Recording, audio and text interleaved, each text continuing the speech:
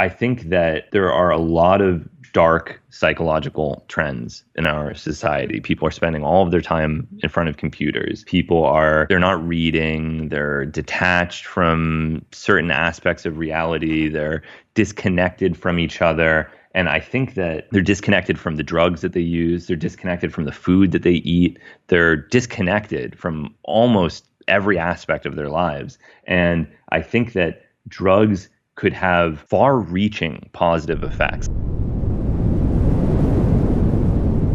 If you meet someone at a party for the first time and they ask, "What do you do?" what's your answer? It depends on what I'm doing at the time, because I do a number of different things. If I'm directing a TV show, then I'll say I direct a TV show.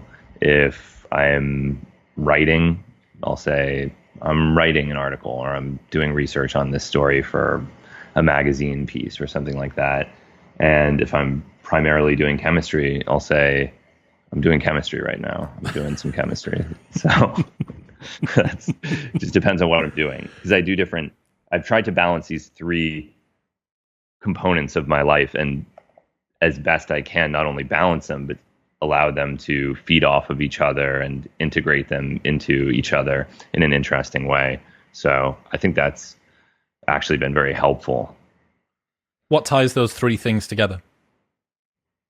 I think curiosity and a desire to investigate the natural world, to understand the world. That's certainly a huge goal of chemistry, is to understand the natural world. It's been the focus of almost every article I've ever written, whether it's about crime or chemistry or psychoactive drugs, to try to understand things, phenomena, how they happen, what happened in the past, what's happening now.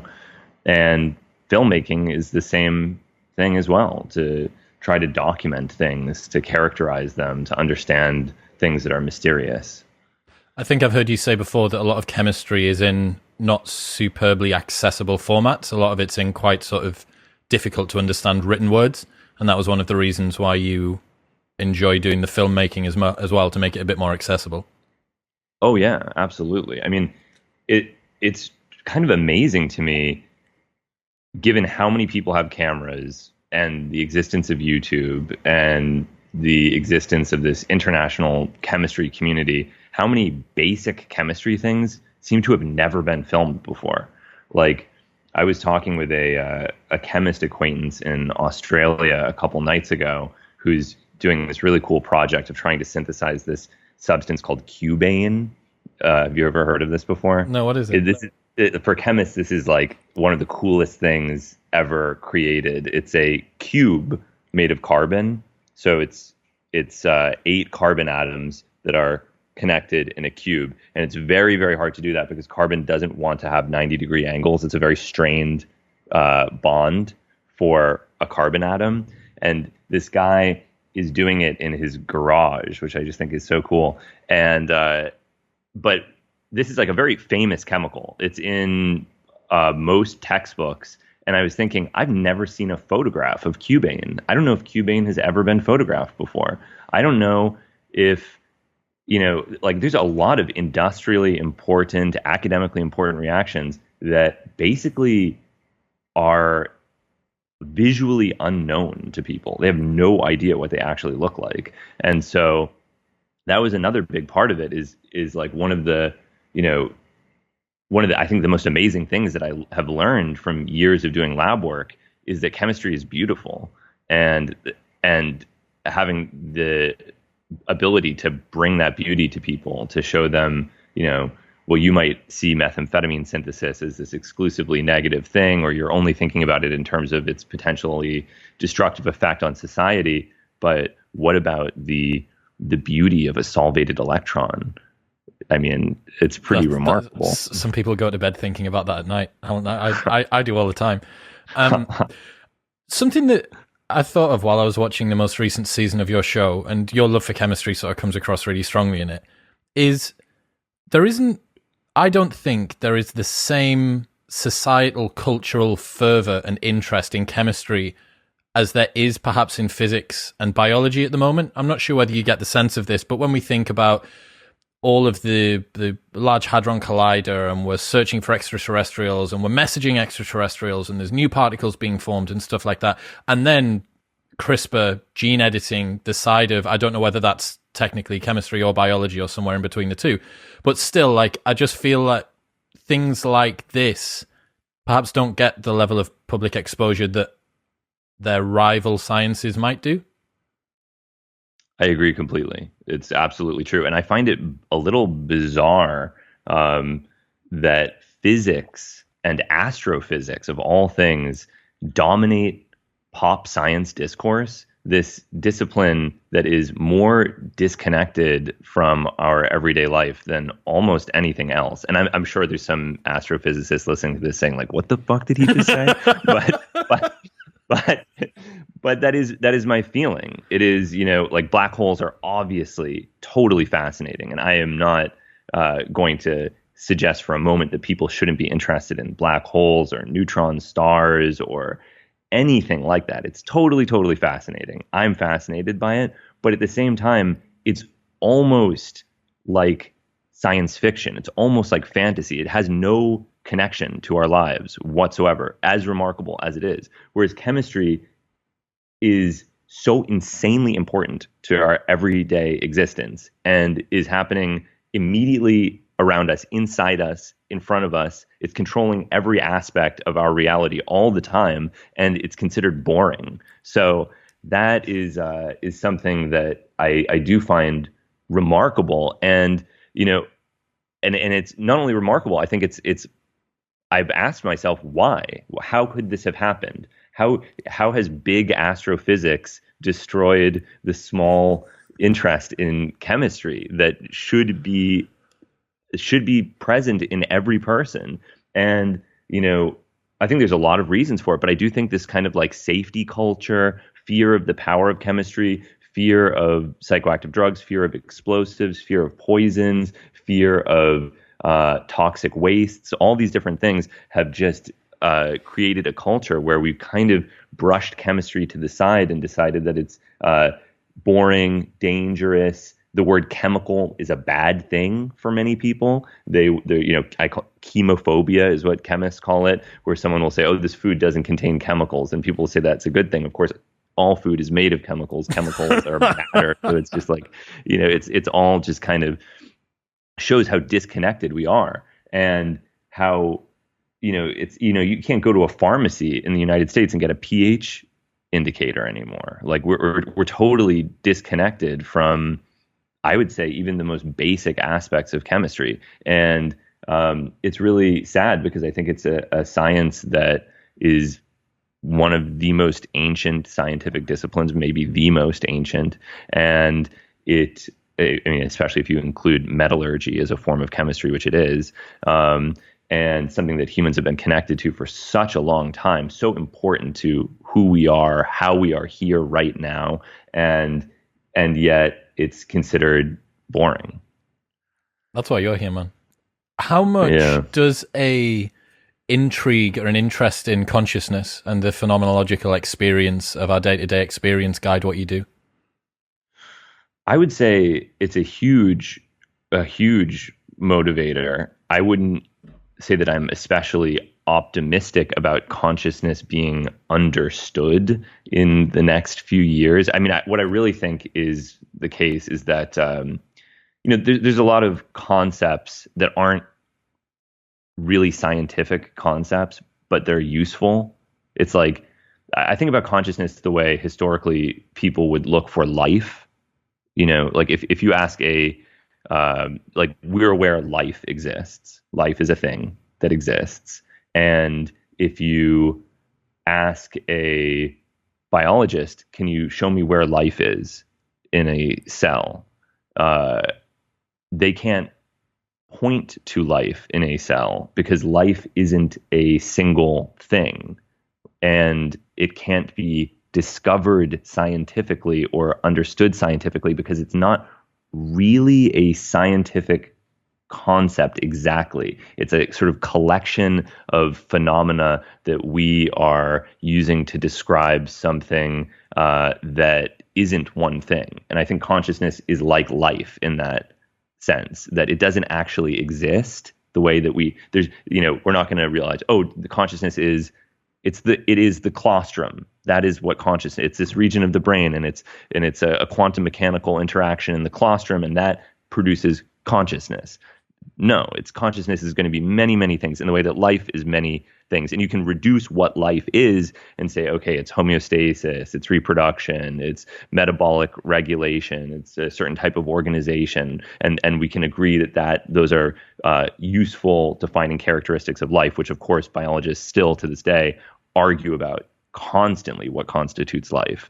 And I don't think consciousness is going to be any simpler. So I am motivated to understand consciousness, but I'm also doing that with the understanding that I don't think consciousness will be understood in a single way, because I don't think it is a thing. I think it is a label that we use to describe the complex experience of being, or the perceived experience of being. Yeah. These emergent properties are very difficult to try and wrangle together when you think about the synergy of different cells. When does a particular number of cells become skin? When does it become an arm? When does it become a body? When does it become a human?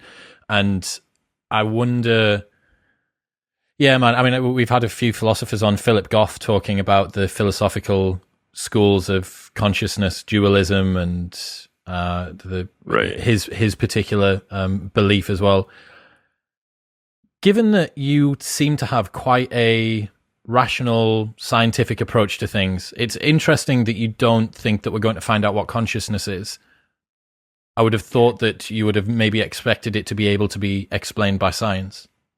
Oh, I think that it will be explained by science in the way that life has been explained by science. But in being explained by science, it will be explained away. It will not exist anymore, because I don't think it is real. I don't think consciousness exists in the way that DNA exists.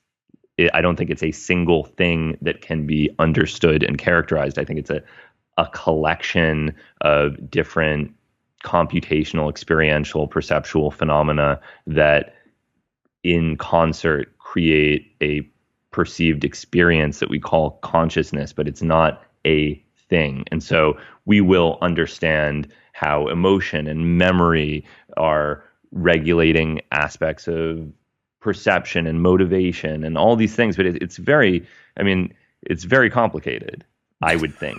I imagine. Maybe I'm wrong. Maybe it turns out that someone is going to find out that it's a really simple thing, and it is one thing, and everything that I'm saying is wrong. But my intuitive sense is that there will never be a paper published in Nature that's, consciousness explained. Here's what it is. It's this one quantum mechanical interaction in a microtubule in the claustrum, and that's it. I get you. What is the place that psychedelics and other mind-altering drugs have in life? Like, why should anyone take them? I don't know that anyone should take them. Why would anyone want to take them, perhaps?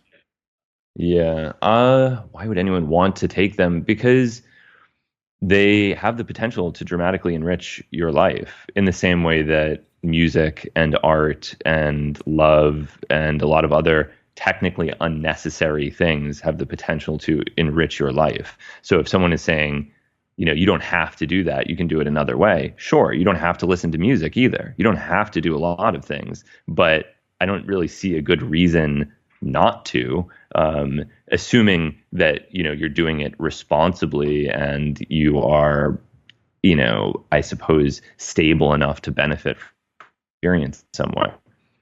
A lot of the people on the most recent season of Hamilton's Pharmacopeia were talking about psychedelics being sacred. You had this debate around the toad venom, and you were saying, look, we can save these toads if we synthesize it in a lab as opposed to chasing them down. And they talk about them being sacred and gifts from the god and the universe and stuff like that. How do you feel around this sort of rhetoric to do with psychedelics? I feel different ways about it. It kind of depends on what culture I'm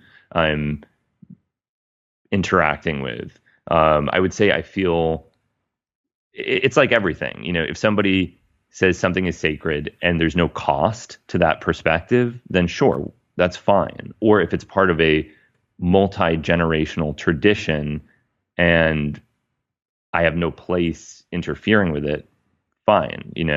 Like there's a belief among many Native American church members that peyote is not a drug or a plant that contains a drug. It's a spirit. And to even talk about mescaline as an active principle in the cactus is a sort of sacrilegious, reductionist perspective that acknowledge the depth of the spirit of the peyote.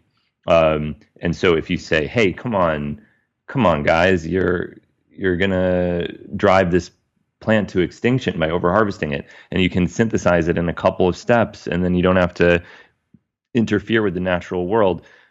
That's a hard argument to make. That's not an argument that I would, if I made that argument, I'd make it very gently. And I would probably instead start with suggesting that the peyote be cultivated. But they don't even like cultivation, and arguably with good reason, because a lot of the cultivation techniques have been focused on growing very large peyote as opposed to growing peyote that has a high alkaloid concentration. And so I think some early attempts to cultivate peyote for the Native American church produced low potency cacti that they considered inferior. And so this is my impression, having reported on this a few years ago.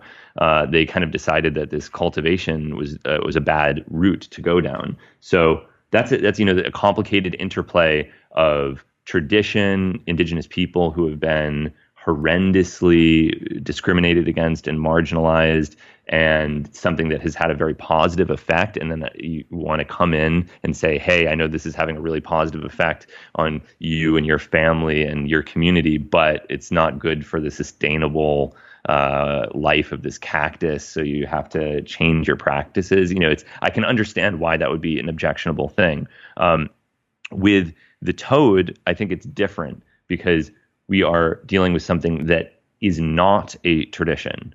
It is not something that has been done for generations by a marginalized group. It's a new thing that started in the 80s by a white guy in Texas. And I actually really find that important and interesting because there's a tendency that many people have they feel, I think, some kind of insecurity about their use of these things. And so they need some justification. They need to say that it's therapeutic or traditional or spiritual or something. They can't just say, I enjoy this. And so you really butt up against that with modern practices because there is no tradition. There might be no evidence that it's therapeutic, and any spirituality associated with it will be something that is new. And so that doesn't have the same value to people. And so people basically invented a tradition for Bufo Alvarius venom. And I got so many messages from people saying, like, you're just another white colonist erasing the history of Native Americans. This 30-year-old history. Yes. And it's like, but I am acutely aware of the fact that people very much want this to be a Native American practice. And if anyone produces any evidence that that is the case, I will change my mind. I'm interested in the truth. So if somebody provides strong evidence, I'll change my perspective on this. But the reason that there is this misconception is that there have been a few discoveries of large quantities of toad bones. One was in North Carolina, and the anthropologist, whose name was Jean Runquist, I believe, she and this was also a problem in my episode. Like, the article that I show in the episode has all these mistakes in it, but what I say in the episode is correct. But then people were criticizing me because there was like it wasn't like synchronized, but whatever I say in the episode is correct for the record. And so she found all these toad bones and knew that there were some toads that produced psychoactive tryptamines, and wrote this paper that suggested that that was the case. And it's kind of sensational. People like any story about ancient use of psychedelics, myself included. And so it got written up a little bit in the popular press in Omni magazine, which is a big magazine at that time. And this is really interesting the way it happened. And so this guy, Ken Nelson, saw this in Omni magazine and then went to try to recreate what he had read about. But what's really interesting is that was misreported in Omni magazine. So a mistaken report, a mistaken interpretation of this Native American practice caused a real discovery to occur. All current evidence, there's an anthropologist named Matthew Compton who looked into this, points toward the toads having been used as a food source, not as a drug. And there's a lot of reasons for that. There's a lot of evidence. One is that Bufo Alvarius, which is the only species that produces 5-MeO-DMT, is not present in the Carolinas. And so there's that. There is no plausible psychedelic toad. Also, there are documented, there's a book, I actually have it, of like traditional Cherokee practices in food preparation. And it has a section on the preparation of toads for consumption. And they talk about how to detoxify it. So it's the opposite of using it as a drug. They're trying to remove any potentially toxic principles so that it can be consumed. So yeah, and toads are a decent source of food. So like, it doesn't really make sense that there would be all these like toad skeletons if it were used as a drug, but it would make a lot of sense given that there weren't any psychedelic toads in that region, that they were using them as a food. Okay, so this misconception caused him to get interested in the possibility, and then he independently actually discovered that you could milk the venom of this toad and smoke it based on some research by an Italian biologist named Vittorio Erspamer. Complicated story. I don't blame people for being confused by it. It's very confusing. But that's what happened. So all these people are saying, how dare you? Like, you said that he discovered it from a Cherokee midden pile, and then you're saying that a white person discovered it. But the complicated thing is, it was a misunderstanding of what that Cherokee midden pile was. Okay. I hope that made sense. I don't know if did that make sense? What a mistake, man. Yeah. I mean, yeah, it's not bad as misrepresentations go that you get to open up an entire new world of psychedelic experience. What's your opinion on the sacredness coming along for the ride? Do you think there's anything more happening during the experience of taking a psychedelic than just the interaction of the chemicals with your brain? Are we accessing a higher power? Is there someone talking to us? Is there energy in the universe?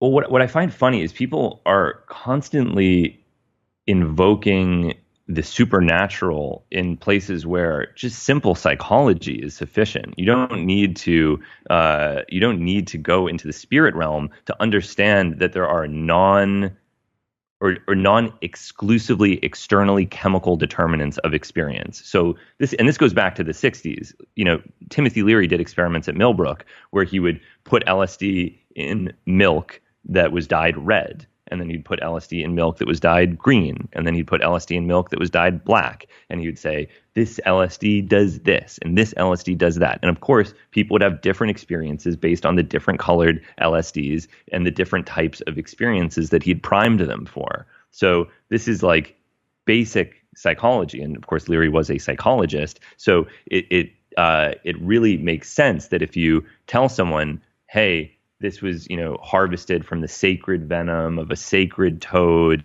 as a medicine that they estivate in a subterranean den for 9 months, just like human gestation, and they create this chemical that causes a rebirth, and this is their gift to us and to increase our ecological awareness or whatever. You can make a beautiful story, and for the record, I have smoked the venom and had an absolutely amazing experience with it. So I get it. I get why.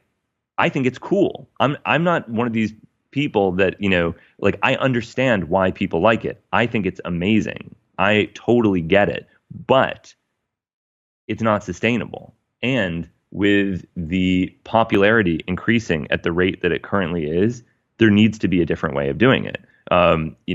It hasn't been studied as well as I would like it to. And one of the things that I'm doing with this episode is I republished the book that Ken Nelson wrote, and I'm donating all of the profits to charity. And it's been this like unexpected, insanely successful fundraising effort as of today. I think it's raised $130,000 for the Michael J. Fox Foundation for Parkinson's research, but also there's separate money going to the Tucson Herpetological Society. And, I really want to get some carefully documented data on how the populations are impacted, because most of what I know is anecdotal. It's, I spoke with a number of the people that milk Bufo Alvarius for a living. And those people, if anyone, have incentive to downplay the severity of any ecological disruption because their livelihood depends on it. And even those people were saying, this is not sustainable. Like, this is not a good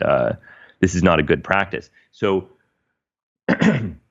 so it's not that I do believe that people can have different experiences based on different substances, but I think that the determining factor is psychological, not chemical, unless you have a reason to believe that it is. And of course, I am aware also that psychology is, biochemically determined, but I'm talking about the chemistry of the drug itself.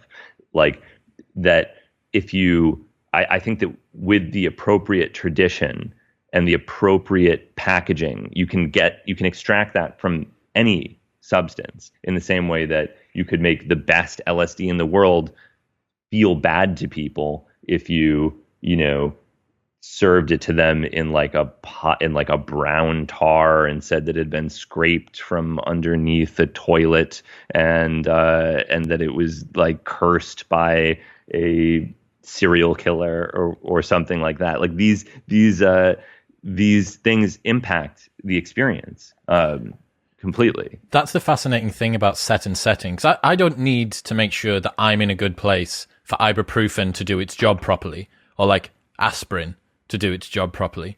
But the environment that you're in and the mindset that you have going into the experience does inherently change the experience of the substance that you're taking when it comes to mind-altering stuff. Yeah. Oh, absolutely. Absolutely. And that's that is one useful thing to come out of this kind of unusual new tradition. There are these two medical doctors in Mexico who have become toad venom evangelists, and they're very controversial in the toad venom community. I was also getting a lot of criticism from people that were saying, why didn't you talk about how bad these guys are? Well, I can't fight everyone's fights with these people for them, but there's a lot of infighting, a lot of anger in the toad venom community, and I think part of it has to do with the power of this substance.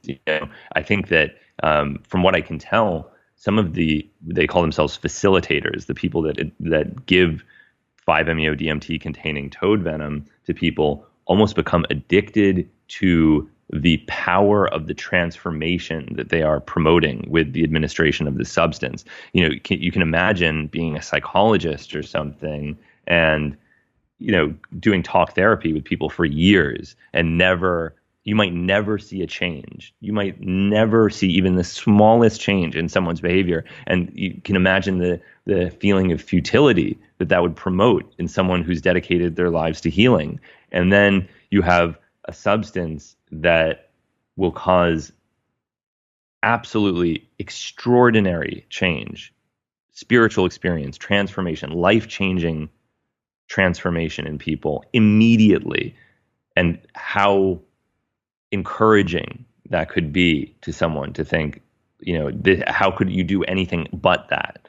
What else would be worth your time as a healer but to administer the substance? So I see where they get a little lost in it themselves. And to be honest, there's an element of that with me as well, where when I had this experience, when I came out of it, one of the first thoughts I had was, given the skills that I have, how can I help other people have this experience. And for me, that was chemistry. That was, if I can show people that this is a simple molecule that can easily be produced by someone with the undergrad chemistry knowledge, and made available to anyone that needs it, then that will have a positive effect on the world. Why would you want other people to experience what you did? What was the benefit that you saw from it? I would say that it's many of the benefits that people typically associate with a near-death experience, where you feel extreme gratitude for life. You feel an appreciation for the beauty of the world that you can very easily take for granted. I was totally tenderized. I was hypersensitive in the wake of this experience. I hypersensitized in every way. I would, be moved to tears by the beauty of a cute dog walking down the street. Just like totally amazed by plants and all life. And I think that without even medicalizing it now, like obviously that has a lot of potential for treatment of depression and various diseases, addiction, and so on and so forth. But even for a healthy person, that's pretty nice. That's a useful little change of pace to remind you that life is a gift and that it's beautiful and that it should be appreciated because it's really, really unbelievably strange and interesting and cool. Why do you think it is that people have these religious experiences? Why do you think the phenomenological, and not just with the toad venom, but with many things, many psychedelics, induce this sort of sacred, religious state? I'm communicating with higher powers. One of the thought experiments I've been playing around with for ages is what would happen to someone. Did you ever see the film Mother? It was made by Netflix. Oh, you don't have a TV? I don't know. The Darren Aronofsky movie? Maybe. Was it about the girl that was raised by a robot? I watched half of it on an airplane. Okay, so you know the premise, right? I believe so. Yeah. You have this human that is raised with essentially no culture. They're given words because they have language, but they're not given any cultural influence. It's just them essentially in a petri dish. The petri dish just happens to be a big building that they live in. Have you ever considered what would happen to someone who hadn't been imprinted by culture if they were to take a psychedelic?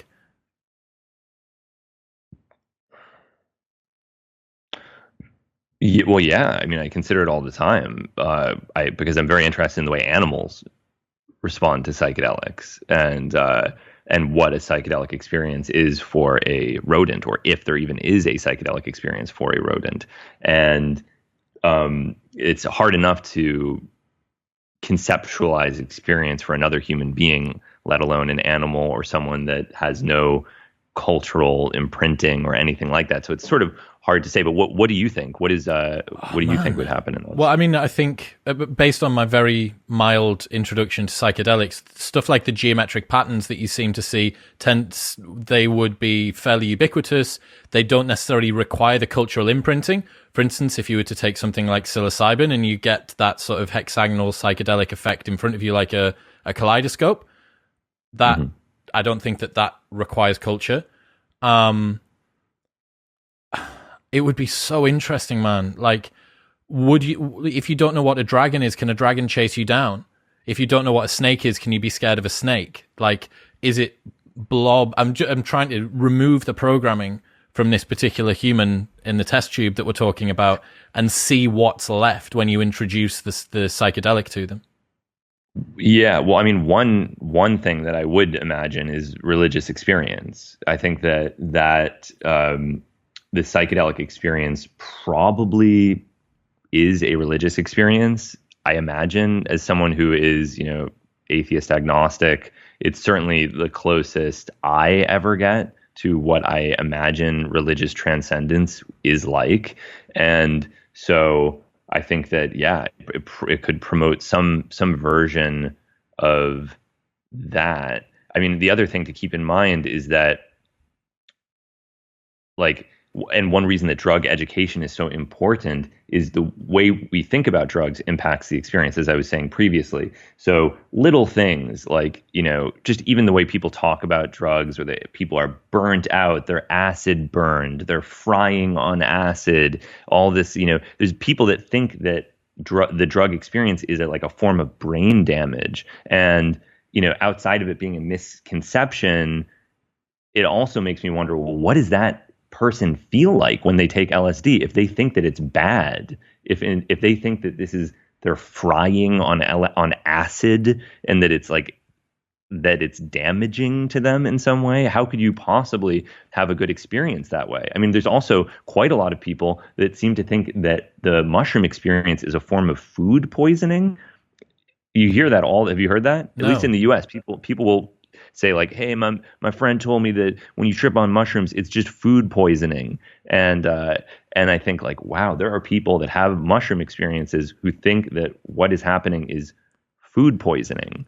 And I've heard you talk about some of the residual guilt that you get when you sometimes used to smoke weed, because it's kind of associated with this, I'm being a bit of a waste man, I should be working, I should be studying, I should be being productive. And that's almost exclusively because of how you've been socialized. What do other people say about people who take that drug? It's true. It's true. It's true, and it's not true. It's very complicated, I think, with cannabis. That's one of the more complicated ones, because I think that one of the advantages and disadvantages of cannabis is that it allows you, at least allows me, it does different things to everyone. It allows me to take things less seriously, a lot less seriously. And that's great sometimes, and not great as a daily alteration of consciousness. So, it's very easy for me to just, I'm receiving like 100 emails a day from disgruntled weirdos. And I think, like, oh, what is wrong with these people? How could they possibly watch what I made and think and extract that of all possible interpretations? What is going on? But then if I'm stoned, I think, all right, well, I don't know. I guess people think strange things, and that's just the way it's going to be for that guy. but and so that can be extremely beneficial if you're living a frustrating life, or you're just totally occupied with your professional responsibilities or your studies or whatever. But too much of it, at least for me, and it has a bit of a dissociative type effect where I'm not as engaged with the world, which again can be beneficial. It really just depends on the context. And I agree with you that you could make a valid argument that this is all conditioning, and especially conditioning from a capitalist society that values productivity over everything else, over joy, over relaxation, over camaraderie with friends, over almost anything. So yes, like I think that there are many extremely stoned people who are living a beautiful existence that is disconnected from our American, European value system, that where if you're not just constantly generating things, you're of no value. And of course, there are also people that get stoned all the time and are immensely productive and are able to, do huge amounts of work. And I have a lot of respect for those people. I'm not one of them. So. No, me neither. Do you think any drugs should be illegal? What's your stance on the legalization of drugs? No, I do not think any drugs should be illegal. I think that, and I'm aware that my perspective on this can sound a little bit doctrinaire, and I try to remember that there are people who are just so irresponsible that maybe certain types of regulations are required for public safety. Certainly, I think that it's really good that radioactive materials are regulated. I do. I mean, I think there is a history spanning like over 100 years of people just doing irresponsible things with radioactive materials. And the government is very careful about regulating how radioactive materials are distributed. And I appreciate that. I think that's really useful because, if someone is selling you some flower extract as a treatment for COVID or whatever, fine. Let maybe not fine, but it's not going to kill the person, I hope. Most likely. I mean, I suppose there's exceptions for everything, but radioactive materials routinely make their way into quack medicine, and that's really tragic for the people that get caught up in that sort of thing. Same thing with these like nitrile, like what is that compound that's used as a quack cancer treatment, like latril or whatever. It's like a basic science prodrug. Anyway, so like I think that some things, when they're sold as medicines and are extremely dangerous, should be regulated. But I think that if things aren't being sold as medicines, just as chemicals, they should be available. Pretty much everything within reason, but not radioactive things. Probably not radioactive things. So if it's not a radioactive psychedelic, it's fine. And there are radioactive. I've actually Tim Ferriss was really nice, and he like donated some money to the lab that I work at, and we used it to synthesize a radioactive psychedelic that we use for experiments. So did you take it? Oh, absolutely not. No, it's radioactive. God for that. Yeah. Wow. But yeah, it's, drug policy is really complicated, and I wish I had a simple answer to what people should do because I think that with liberalization, with increased education, with decriminalization, people will begin to work out how to use these things. And maybe bad things will happen, but that's the price of freedom. And I think that as a culture, we will mature and evolve to navigate that freedom. I mean, there's just a lot of dangerous things that happen all the time. Roads are dangerous. Cars are insanely dangerous. But we have seatbelts and airbags, and we have regulations where there are legal penalties for driving irresponsibly. And I think that it's not much of a stretch to assume that we could have a similar attitude toward chemicals that are potentially dangerous. I mean, we've seen a big cultural shift with the attitude towards cannabis, right, over the last sort of 30 years or so. Do you think that's a model that we're going to see with other drugs moving forward? It would appear that psilocybin's kind of at the beginning of that threshold, a little bit of legalization, a little bit of therapeutic use. It's starting to get hold of the culture in a way that makes it seem less demonized. Is this just going to continue to expand out and cover the entire mind-altering drug market? I think it will, yeah, because these are good things. These are things that will have a good effect on many people's lives and that could really help a lot of people. Like, I genuinely believe that some of these things, I try to be very balanced and sober in my thinking about the subject and not get into, say cannabis cures all diseases or psilocybin is going to, cure all of society's ills or whatever. But, I think that there are a lot of dark psychological trends in our society. People are spending all of their time in front of computers. People are they're not reading, they're detached from certain aspects of reality, they're disconnected from each other. And I think that they're disconnected from the drugs that they use, they're disconnected from the food that they eat, they're disconnected from almost every aspect of their lives. And I think that drugs could have like far-reaching positive effects. Like, I was even thinking like yesterday, like, what if there were cannabis community gardens and people could just garden cannabis? Like, how much fun that would be for a community. And you could go and people would just hang out, and it would be fun for young people and old people, and people could gather and play music or things like that. These things bring people together. We're so used to talking about how drugs tear apart families that we never, or tear apart relationships or people's careers or whatever, that we forget that they're also extremely social. I mean, that's the main thing that people use them for most of the time, is to be with other people, to bond with people, to socialize. And I think that, a lot of people would get interested in growing plants and fungi if they were able to do it whatever they wanted, if they had freedom. And I think that, like, what are the downstream effects? People become more interested in drugs, then they become more interested in therapy, they become more interested in art, they become more interested in science, they become more interested in helping their community. I think that the responsibility associated with the liberalization of drug laws will actually help mature the world, like in a good, very beneficial way.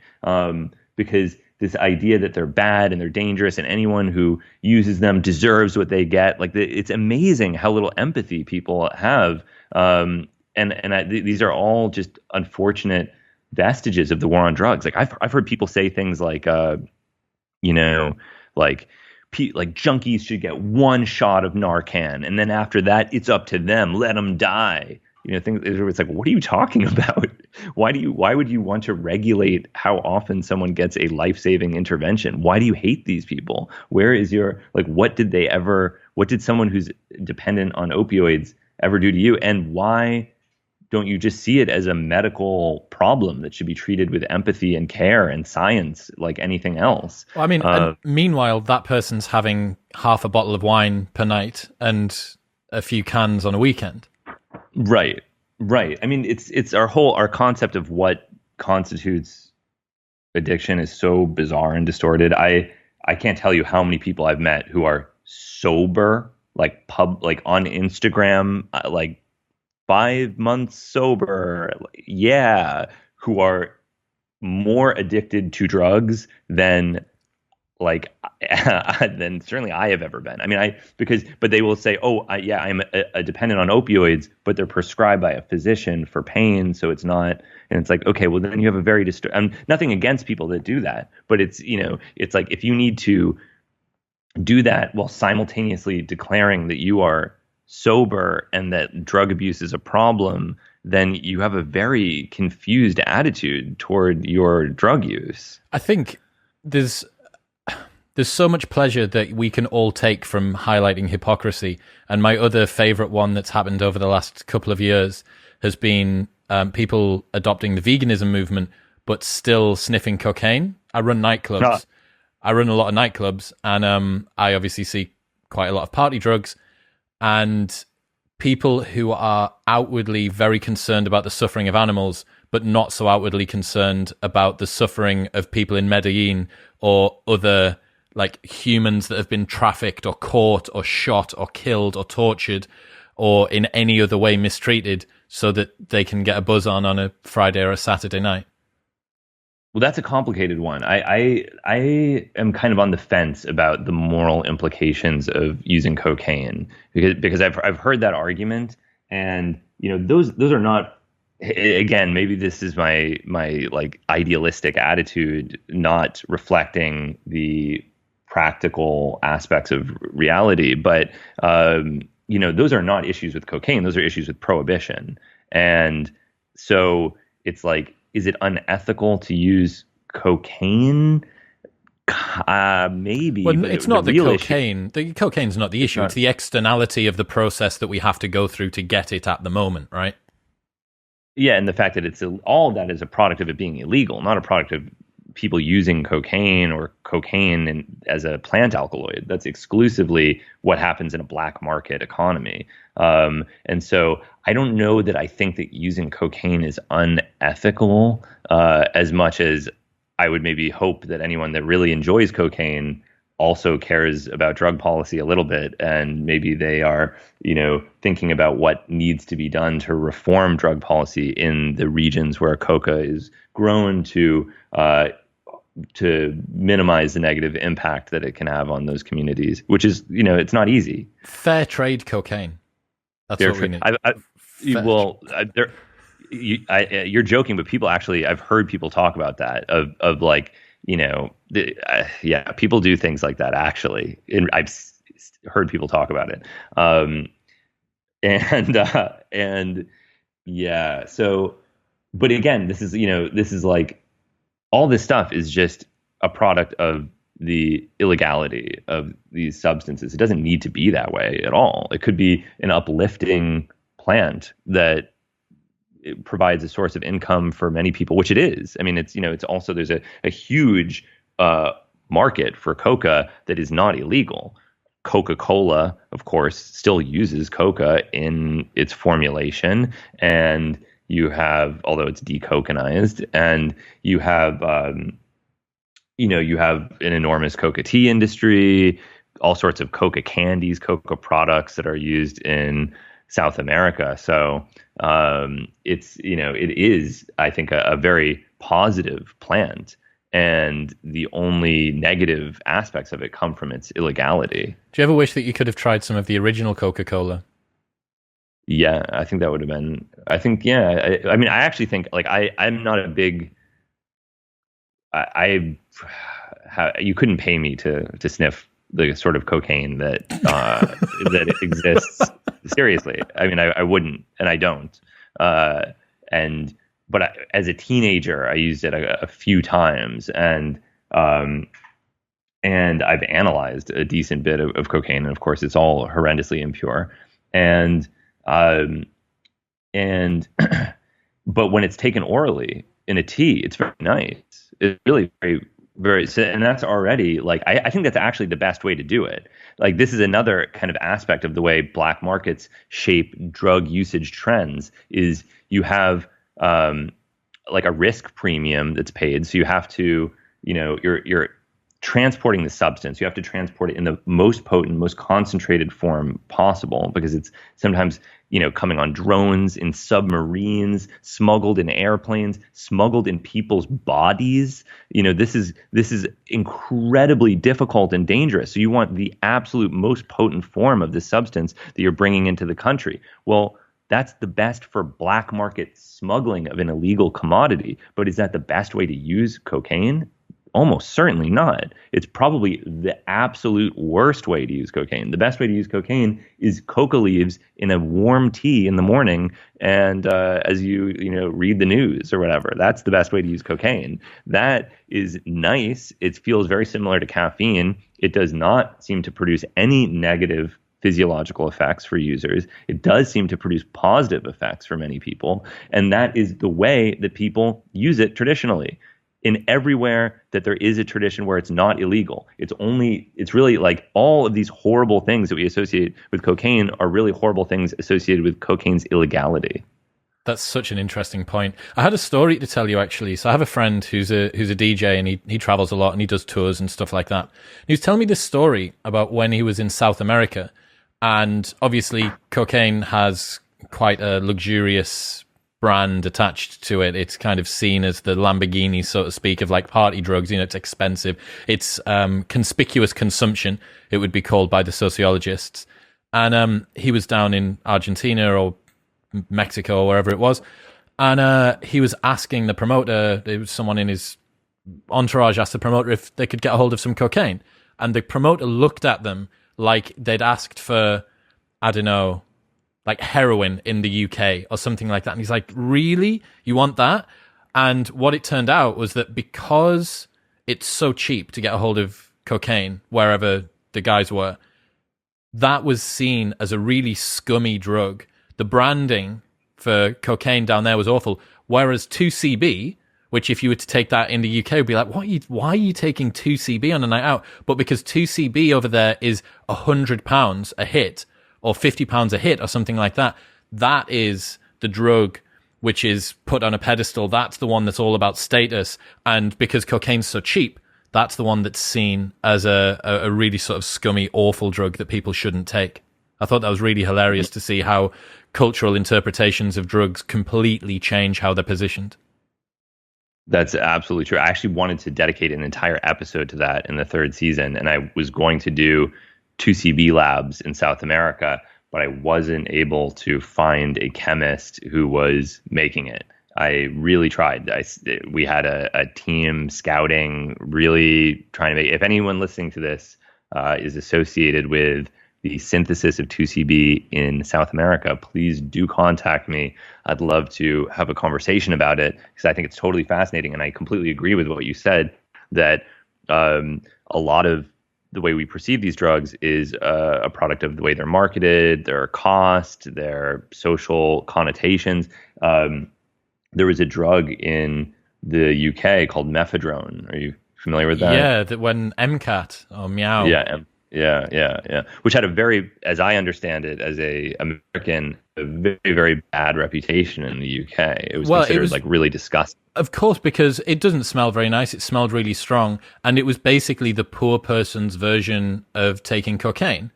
But dude, there was a period, I shit you not, there was a period in UK nightlife where people would rack that up on a bar because it wasn't a controlled substance yet. And if the door staff would come over and quite rightly say, "Excuse me, what the fuck are you doing?" They would just be like, "Mate, not illegal." And obviously they'd get thrown out for being a dick, but the police could come up and there was nothing to be done. It didn't last very long. There wasn't a big period of time. I remember, man, once I got a broadcast message on WhatsApp, and it must have been a couple of weeks before this stuff became illegal, and someone was trying to sell kilos of it. They were like, "Oh, we're trying to shift does anyone want a couple of kilos of Mkat before the new legislation comes in?" I'm like, no, who wants that? But yeah, very much so. That was exactly the same. Like, I mean, the effect of it, it's very speedy. Have you ever tried it? Oh, yeah. Yeah, I've tried. I think it's one of the greatest drugs ever discovered. I am Mkat? a huge fan of it. Really? Yes. Wow. Yeah. Yes. Yeah. It's I think that it's a perfect rushy. And I think it's a perfect example of it was considered disgusting garbage. It was the grimiest stuff out there. And so no one cared. It was junk. No one cared about it. No one appreciated it. But I guarantee if someone had carefully presented you with mephedrone and said, there's a brilliant biochemist who spent his entire life studying the serotonin transporter and the dopamine transporter and the balance of dopamine reuptake inhibition to serotonin release is optimized for maximum euphoria with no neurotoxic effect, then you would have had a totally different experience. And I think that that it was like not appreciated at all as a substance, when in fact I think that it was in terms of like what people are looking for in a recreational drug, I think that it represented almost like the perfect recreational drug. Have you considered going into branding? You could rebrand some of these drugs and give them a new name, honestly, I genuinely think the price was a big part of it. The fact it was so cheap, and price is seen as an indicator of quality. If it had been £50 a gram, as opposed to, there was a period where you could get it for between £5 and £10 a gram. You're talking like 1/20th to 1/10 of what it should be for cocaine. Yeah. It's really, really interesting. And the other thing that you mentioned that I think is also really interesting is that when a drug is made illegal, it causes people to panic buy enormous quantities of it. So this guy that's selling you a kilo or trying to sell you a kilo, that was not uncommon. That was happening to people all over the UK. And similar things have happened in the United States. So the government announces their plan to make kratom illegal. What is the first thing I do? I don't even like kratom at all. I never use it. And the first thing I do is buy a kilo of it because I think maybe they'll just regulate it in like on a state level, and it's better and maybe it'll be hard to get, and I might want to use it in scientific research, and who knows? And so suddenly I have like a massive quantity of this substance I don't even like or want to use. It's just like gathering dust in my closet, and that would have never happened if the DEA hadn't announced their intention to prevent people from accessing it. So this panic buying is a reality with psychoactive drugs. I mean, it is. You could hardly think of a worse way to regulate use of psychoactive drugs than the way that the government currently does it. It would be funny if it weren't so horrendously tragic. They have the Streisand effect as well with this, right? It's like, don't bother looking about this, and then everybody wants to know what the hot new shit is. Oh, wow. Oh, God. Like, Schedule 1. Like that must be some strong shit. Got to get me some of that. Yeah, yeah, and because of the totally warranted distrust of the media, you know, like no journalist, every journalist is writing these sensational stories about illegal drug teen tears their scrotum off from meow meow. That's I almost remember the story. Verbatim headline from The Sun, I believe, and I mean, here's a funny story. The reporting was so insane at that time that they were just publishing anything, and I started to think, like, what are the barriers for entry here? Like, can I just contact one of these journalists and just say some insane thing and it will end up in The Sun? So I like at the beginning of this conversation, I was talking about Cubane. So I was thinking, like, wouldn't it be hilarious to chemists if I said that, like, 4-cubanal methcathinone, like this just like absurd molecule that has never been synthesized, were like a new mephedrone derivative that was taking the UK by storm. So I wrote a journalist at The Sun and said, like, I'm a chemist. I've done a lot of work with substituted cubanes, and you really need to be aware of this 4-cubanal methcathinone. It's a serious problem, and I hope that you care enough about your readers at The Sun to raise awareness. And they immediately contacted me. They got my phone number. They called me on the phone, and then when they were doing the interview, I was like, I can't go through with this. This is too much journalistic integrity, man. You should have just done it. Yeah, I should have done it but then I just started to think, like, it's really horrifying. We don't live in a mature enough society for pranks like that, because it's like, what then what are they going to make Cubane illegal as a result of my stupid joke? Like, it's something like that is not out of the question. So I just started to think, okay, this is too much. But they would report anything, and so people don't trust anything that they say, justifiably. And so like any potential public health interventions that could, in an ideal world, come through the media are totally meaningless, because no one trusts anything that they say. And if anything, serve as you said, like Streisand effect, like advertisements for these substances that people know whether they're good or bad. The media would never represent them accurately, so you might as well give it a shot. Are there any drugs that you haven't taken, or any substances that you still want to?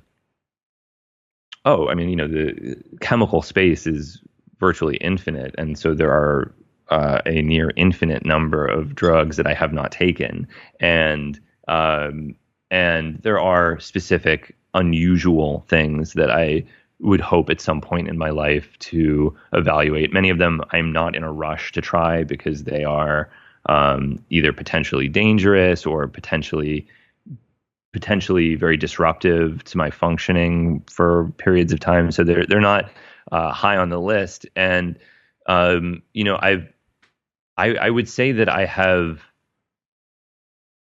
experienced many of the things that I want to experience in that realm. And my interest now is primarily in synthesis and discovery of new things. That's, I think that there are so many amazing traditions out there, and I've had the tremendous privilege of being able to spend time with many different indigenous groups and learn about the way that they use psychoactive plants and fungi.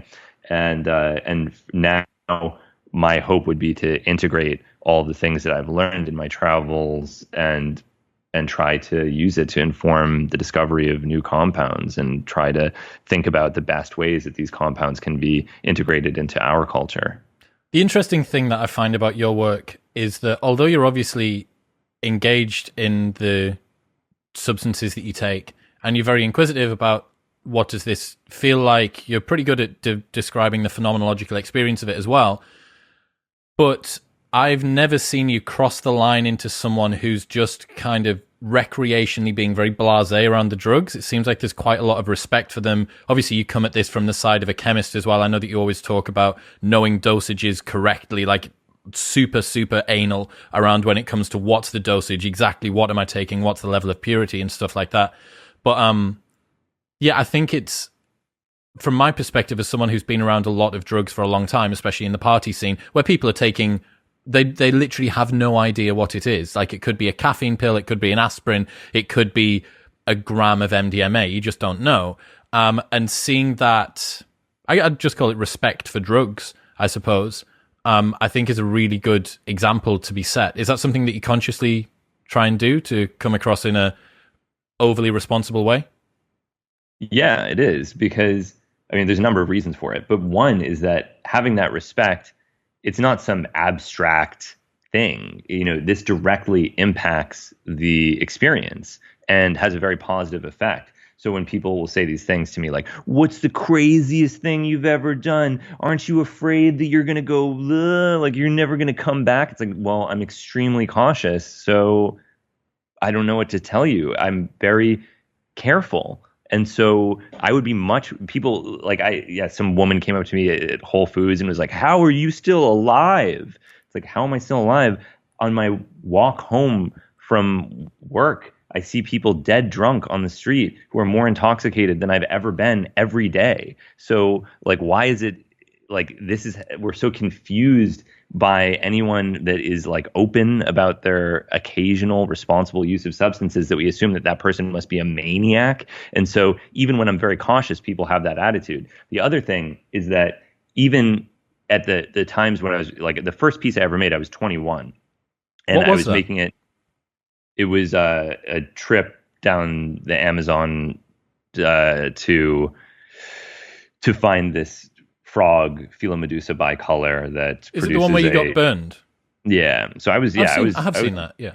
Yeah, I was 21. I was a college student. I was deeply unaware of many things, and in particular, I was unaware of the way my actions would be perceived by other people, because it's not until you make things for public consumption that you start to even think about that, because you're with your friends, you're with people that know you, people basically get what you're doing and who you are, and so you don't have to think too much about the way things will be perceived. And one of the things that I did is I took Ritalin with ayahuasca. And I, to this day, am criticized by people robotically. It's like if people are criticizing me, they'll be like, that guy, you're talking about the guy who took Ritalin with ayahuasca? Quite frankly, I wouldn't trust him at all. And they don't understand. It doesn't matter. It doesn't matter that, for the record, it is not dangerous to combine Ritalin with ayahuasca. Maybe I shouldn't say that publicly, but for the record, it is, Ritalin is metabolized by hepatic hydrolases. So it's not metabolized by MAO, the enzyme that is inhibited by the beta carbolines in the ayahuasca vine. So there is no potentiation of Ritalin by monoamine oxidase inhibitors. Okay, that's just the way it is. So you can talk about how it's dangerous all day, but it's simply, I mean, I'm not going to recommend other people do it, but Ritalin is not metabolized by MAO. So and so all these, but I have to deal with it. It doesn't matter that what I did wasn't dangerous. What matters is that people say that it's dangerous, and then they harass me about it, and they write it on forums, and then they robotically repeat it uncritically and never actually learn about the metabolism of Ritalin. And so, like, just that as an example, it's like you have to think about what is going to be the like decade-long fallout of some little action, like, and there's part of me that thinks like, well, I guess maybe okay, good, because I showed that I was honest about something, but there's a price for that type of honesty, and it can be very obnoxious. I think that the main problem we're coming up here is a singular thread, which is through a lot of things, not just your work, but almost everybody else. When you talk about child YouTubers or people who've been on Twitter for a decade, society and civilization just isn't meant to have all of the things that we did or said, like, encased in stone and able to be reaccessed perfectly for the rest of time. Like, that's just not the way that it's supposed to happen. It's supposed to be that a thing happens and then maybe it was right, maybe it was wrong, but after 10 years or so, people can't remember it in any case, and half of them have died. And that's how our society grew over time. But now, sadly, the things that you did or said when you were 13 or 17 or 21, they're just enshrined for the rest of your days, and that's going to be, potentially that could be the thing. That's, oh, you're the Ritalin and ayahuasca guy. And, you've got to spend the rest of your life trying to constantly wipe this slime off you.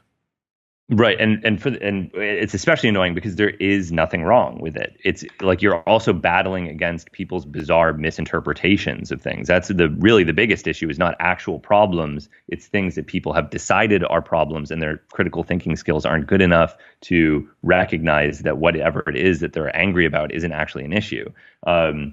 Yeah, there's that, and then there's another problem that I think about a lot, which is I think people have become so disconnected from the act of creation. Many people, that they confuse consumption with creation, and they think that the order that they view things is the order that those things exist in reality. So like some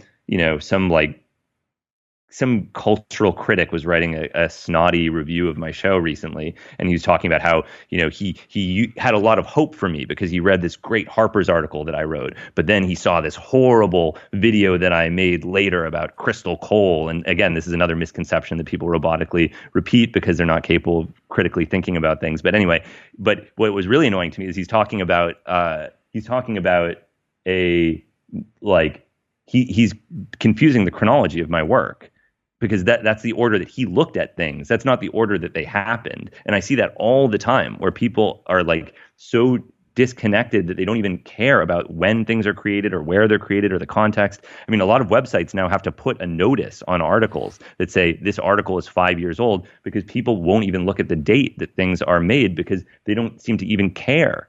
And it's not those people's fault entirely. Like, we are being disconnected from the act of creation, like in all sorts of different ways. Like on most streaming web services, they cut out the credits entirely now. Why would you want to look at the credits? That's just names of people that made it. That's not important. It's like, that is who made it. That is the information. That is extremely important. Maybe you don't recognize the names, but if you care about it, you should look at them. And maybe you can learn more about if that episode was particularly beautiful. Maybe you should look into who photographed it. Who is the director of photography in that episode? What else have they done? Maybe that explains it. Maybe it wasn't the like overarching media corporation that distributed it. Maybe it was a human being who should be appreciated, or whatever. So like, I don't know, that's like a complicated, like, overarching issue I have with contemporary media literacy. But it's a rough time. And I agree, we did not evolve to have like these lasting records, and we have not culturally evolved to maturely recognize that fact. Like all of this, offense archaeology, all of this stuff where people spend enormous amounts of time trying to dig up evidence that somebody said something that was bad 15 years ago. It's that is not integrating this understanding that you just described, that like people change, that we didn't evolve to have this timeless record of every single thing that we had said.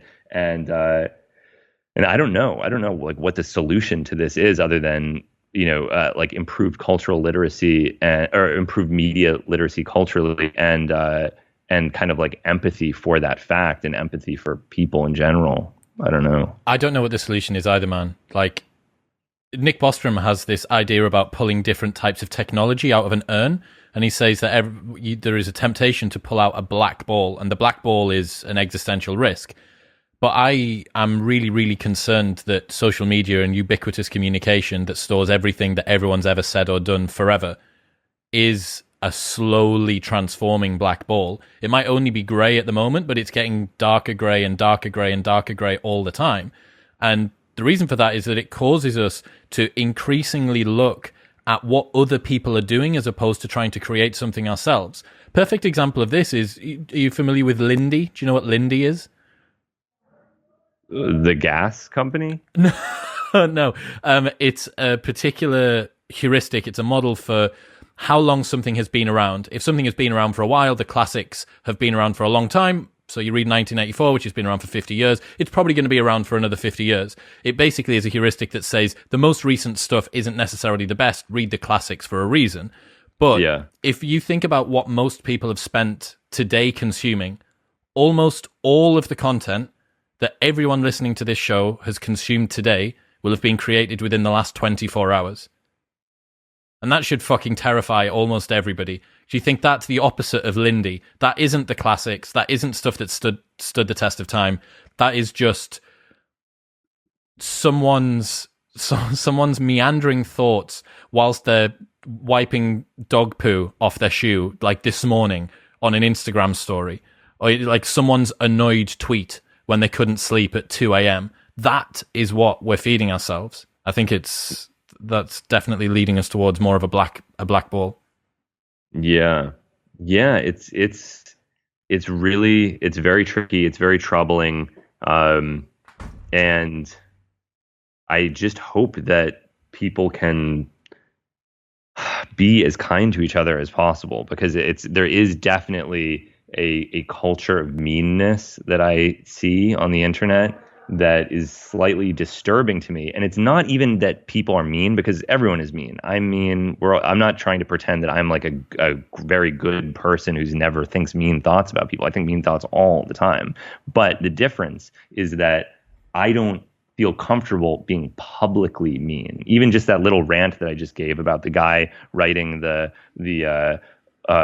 story where he confused the chronology of my work and used it to criticize me. Immediately afterwards, I was like, oh, that's not a good thing to talk about publicly. That's weird. Like, because, if you are publicly mean, it just like poisons you a little bit. And it has this, and I've experienced this. I've made little tiny mean remarks, and I've seen how it comes back to get you. And then I look at these people who are so insanely mean, like as their whole identity on the internet. And I think, like, what is that doing to that person's consciousness? They've just created an ecosystem of meanness that is going to make them so miserable. And they're not interested in appreciating anything. They're not interested in, like, everything is hating people for who they're not instead of loving them for who they are.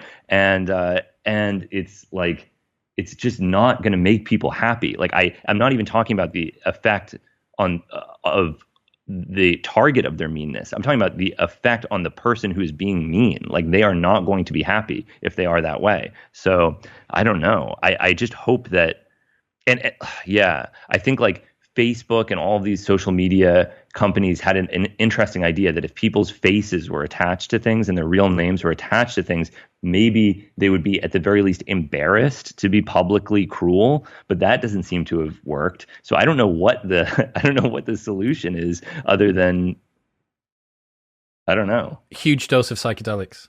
Maybe. Globally. Maybe. Yeah. Maybe.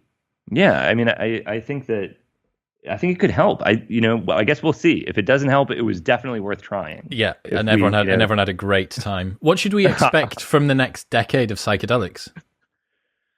I think it's going to be a really interesting decade. I'm very excited. I'm so excited that I'm, probably leaving most of the work that I've done for the last decade to dedicate myself entirely to psychedelic research, scientific research. That's my plan right now. You're so well positioned, man. When you think about the background that you've got yourself to, the platform you have, the audience you have, the ability to be like the Brian Cox of psychedelics. Yeah, and it's surreal having all these companies contact me asking me to be on their advisory board or to do this or that type of research, and it's really a dream come true, because for the last years I have self-funded the research, or there's been small amounts of money that come from the university that I work at and or did this research at, and there were no resources, and now there are tremendous resources. So that's so exciting, because you think about the history of psychedelic research post 60s, when there was no funding. Like, as much as the politics of the war on drugs interfered with psychedelic research, another big factor that isn't talked about as much is lack of funding. There were people doing psychedelic research, I think, up until the at the very least late 70s, and they just didn't have money. They weren't shut down by the government. They didn't have money to do it. So now that all these resources are available, I think that some really, really interesting things might come out of this sphere that could really help people. And that's very exciting. And 10 years from now, I hope that there is growth in every direction. I hope that there's growth in the basic scientific understanding of the pharmacological mechanism of psychedelics. I hope there's growth in the pharmaceutical implementation of psychedelic medicines that are made available to people that don't want to buy them via an unregulated black or gray market. And I also hope that there is a decriminalization that allows people to cultivate psychoactive plants and fungi on their own, create their own rituals, their own communities to do it in the way that best suits them. Like, I hope that there's just an expansion of knowledge and freedom. And I think that, I think it could be great. I hope. I'm not usually a very optimistic person, but it does force me to feel a tiny bit optimistic. That's good enough for me, man. Yes. Honestly, that's good enough for me. Look, Hamilton, it's been awesome today. If people want to watch the show in the UK or in the US, where should they go? It's a hard show to watch. You can, in the UK, you might be able to get it on Amazon, iTunes. You can watch it Hulu Live. You can watch it on Hulu at some point, although I don't know when. People have been ripping it and putting it on YouTube, which I'm actually really happy about, except for they seem to cut off the end of episodes, which I'm Has it got like Spanish overdubbed music? Has it got like Spanish Hamilton or something on it? They put in actually like soccer games into it. So that kind of stuff I don't really like very much. But it's, I search for it, you'll find it. It's out there. It's not that easy to find, but it's available. I watch it on, or would watch it on Amazon. And then I also have a podcast, which you can check out at patreon.com/Hamilton Morris. It's largely chemistry oriented, but it has some other stuff that people might find interesting. And it's very psychoactive drug oriented, as you might imagine. And then this pamphlet, if anyone wants to buy this book, which has it's a great historical document about Bufo Alvarius. It also contains a new forward and synthesis section that is really useful for anyone that's interested in the chemistry of 5-MeO-DMT. You can get that at www.psychedelictoadofthesonorandesert.com. So, are there any of those left? I know you had to do a bunch of different runs, right? Yeah, the first one sold out in an hour. That was pretty wild. Then the second one sold out in a day, and then there's a third, a larger final printing that has not sold out. So if anyone wants to pre-order it as of this discussion, there's still a good number of them left, and 100% of the profit goes to the Michael J. Fox Foundation for Parkinson's Research. So amazing. I'll link that in the show notes below if anyone wants to pick one up, along with wherever I can find Hamilton's Pharmacopeia. Dude, I'm really excited to see what your work has in store for you. I know it's the final season of your show, and you're now dedicating yourself fully to the chemistry. So it's like white lab coat as opposed to like sun hat and like white shirt and jeans for the next few years. But it's gonna be exciting to watch. Yeah. Thank you. I enjoyed the conversation, and I'll talk to you later.